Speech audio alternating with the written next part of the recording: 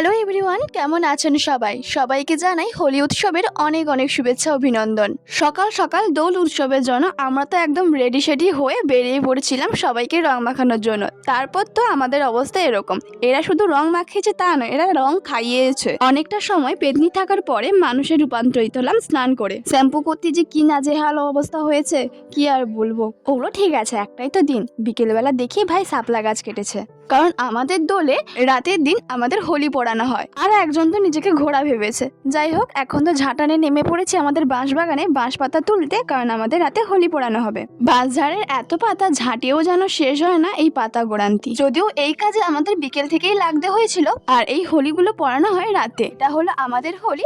অন্য আরেক ধরনের হোলি হলো এরকম, আমার দেখা দুই ধরনের হোলি। আর 8টার সময় আমরা লাগিয়েছিলাম হোলি। এই হোলিটা আমার দুই ভাই মিলে বানিয়েছে, আর এই হোলিটা বানানোর জন্য শাপলা, বকুল গাছ এবং খড় ব্যবহার হয়েছে।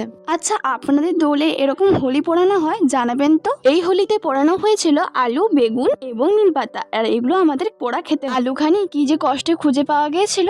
যাই হোক, আজকের ভিডিওটা ছিল এই পর্যন্ত। আজকের ভিডিওটা কেমন লাগলো জানাবেন কিন্তু। এখন আসি, টাটা।